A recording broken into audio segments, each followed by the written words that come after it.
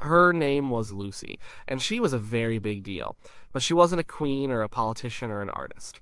She was a collection of bones, really old, so old they had turned to stone. They were discovered in Ethiopia in 1974. She was just over 3 feet tall. She had a brain the size of a chimpanzee's. She lived 3.2 million years ago.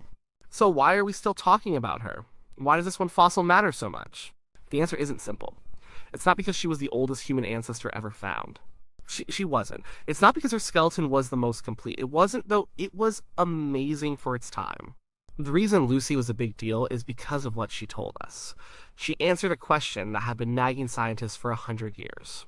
The question was this: what came first? Did we get smart first, or did we start walking on 2 feet first? For a long time, the popular idea was that the brain led the way. The thinking went like this: our ancestors were apes. Then, for some reason, their brains started to grow. They got smarter, they started making tools. This new intelligence allowed them to figure out better ways to live. Eventually, walking upright came along as a consequence of this big new brain. It seemed logical. The brain is our defining feature, after all. It must have been the engine of our evolution. This idea was so powerful that it even led to one of science's biggest hoaxes. In 1912, a fossil called Piltdown Man was discovered in England. It had a large human-like skull, and it had an ape-like jaw. It was the perfect evidence for the brain-first theory. It showed a creature with a big brain that was still very ape-like in other ways. Scientists loved it. It fit their expectations perfectly, but Piltdown Man was a fake. Someone had taken a modern human skull and an orangutan jaw, stained them to look old, and buried them. It took over 40 years for the hoax to be exposed. The fake fossil had sent paleoanthropology down the wrong path for decades. Even after Piltdown was debunked, the fossil record was patchy. It was like a book with most of the pages torn out. Scientists had bits and pieces. They had a skull cap from here, a leg bone from there. They had fossils of much later hominins, like Neanderthals, who clearly had big brains and walked upright. They had fossils of much earlier ape-like creatures, but the crucial in-between period was murky. There were a few finds, like the Tong child discovered in South Africa in the 1920s. This was a small-brained creature that seemed to walk upright, but many in the scientific community, still influenced by the Piltdown mindset, dismissed it. They thought it was just a weird ape, so by the early 1970s, the question was still open. Big brain first, or bipedalism first. The evidence was thin, the debate was heated. This was the world that Donald Johanson, a young American paleoanthropologist, walked into. He was leading an expedition in a remote, scorching, hot region of Ethiopia called Hadar. The landscape there is brutal. It's a desert of badlands, canyons, and dry riverbeds. But it's a paradise for fossil hunters. Tectonic activity has pushed ancient layers of earth to the surface. The wind and rare rains wash away the sediment, exposing fossils that have been buried for millions of years. It's like a time machine, if you know where to look. The team had been working for a few weeks and had found some good fossils, but nothing spectacular. On the morning of November 24th, 1974, Johansen and a graduate student, Tom Gray, decided to check a gully they had surveyed before. It was a long shot. The day was hot. They were about to head back to their Land Rover. But Johansson had a feeling. He said they should walk back a different way, through the bottom of the gully. And that's when he saw it, a tiny piece of bone sticking out of the sand. It wasn't a hippo bone or an antelope bone. It was a hominin arm bone. He recognized it instantly. Then he saw another piece nearby. A skull fragment, then part of a thigh bone. They looked up the slope. More bones were eroding out of the hillside. They realized this wasn't just a fragment, this was a skeleton. A single individual. The excitement was electric. Finding a single hominin tooth is a victory. Finding a partial skeleton is a miracle. They knew they had something special. They marked the spot and rushed back to camp. Everyone was ecstatic. That night, the camp was buzzing. Someone put a Beatles cassette in the tape player. The song Lucy in the Sky with Diamonds came on, and it was played over and over. Someone said, "We should call her Lucy." The name stuck. It took the team 3 weeks of careful, painstaking work to excavate all the bones. They sifted through tons of dirt and rock. Every piece was a treasure. In the end, they had recovered about 40% of a single skeleton. This was unheard of for a fossil this old. They had parts of the skull, the lower jaw, ribs, vertebrae, an arm, a pelvis, and a leg. It was a staggering amount of information from one individual. Back in the lab, the real work began. The first thing they had to do was figure out what they had. The bones were clearly from a female. The pelvic structure told them that. She was small, only about 3.5 feet tall. She was an adult. Her wisdom teeth had erupted, which is a sign of maturity. But the most important questions were about how she lived. How did she move? And how smart was she? Let's start with the brain. The skull fragments they found were small. By reconstructing the cranium, they could estimate her brain size. It was about 400 cubic centimeters. That's tiny. A modern human brain is about 1,400 cubic centimeters. A chimpanzee's brain is, you guessed it, around 400 cubic centimeters. So Lucy had a brain the size of a chimp's. It was a small, ape-sized brain. This was a huge piece of the puzzle. Whatever else she wasn't a big-brain creature. Score 1 for the upright first team. But the real bombshell came from her lower body. The evidence was in her hips and legs. A chimpanzee's pelvis is long and flat. It's built for an animal that walks on all fours and is a powerful climber. When a chimp tries to walk on two legs, it waddles. It has to shift its whole body weight from side to side with each step. It's clumsy and inefficient. A human pelvis is different. It's short and bowl-shaped.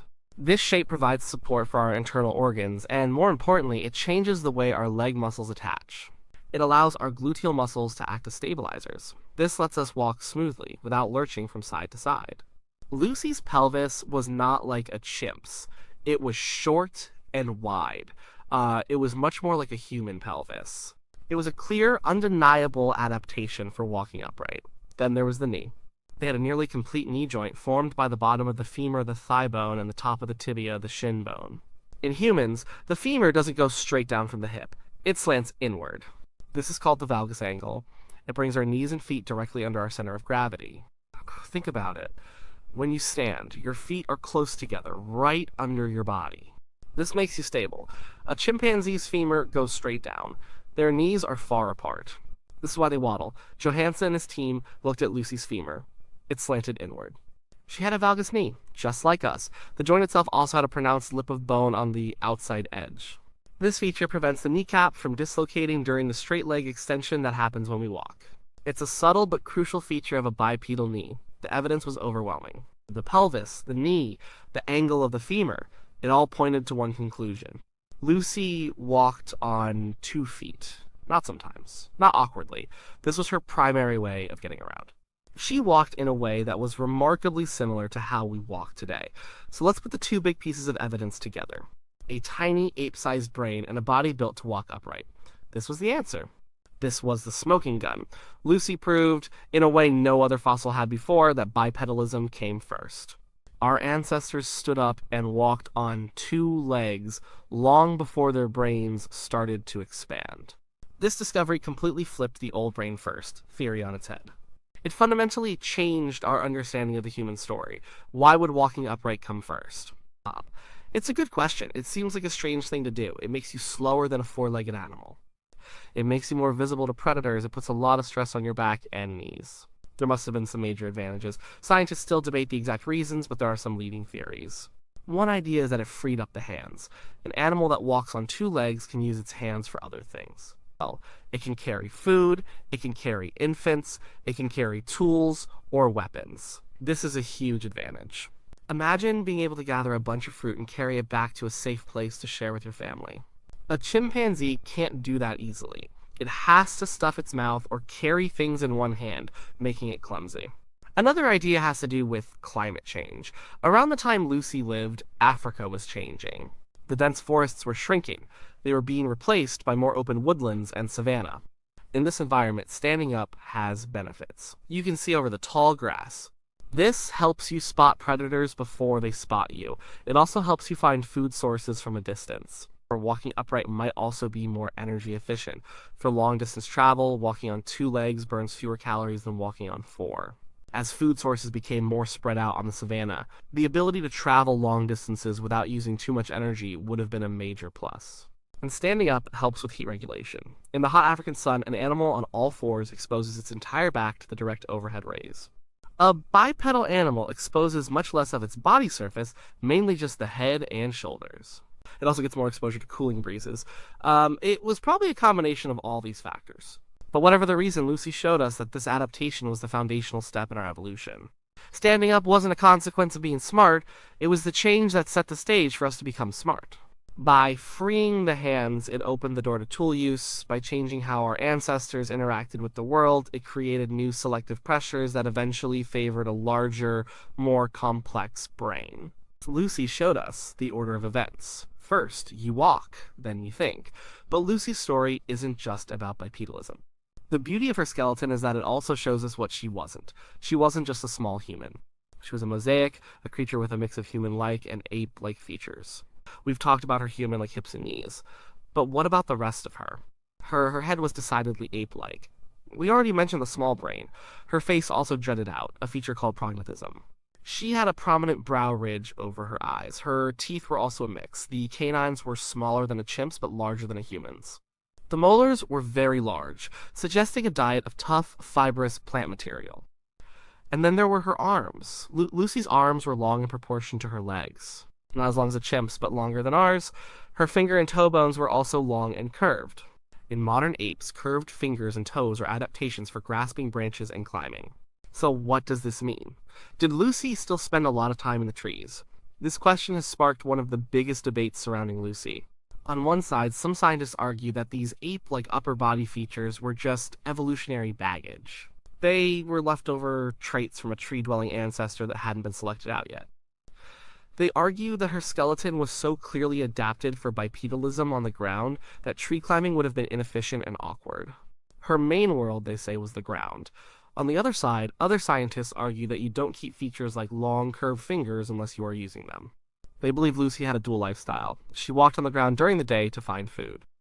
But she returned to the trees at night to sleep, to escape predators, and perhaps to find certain types of food.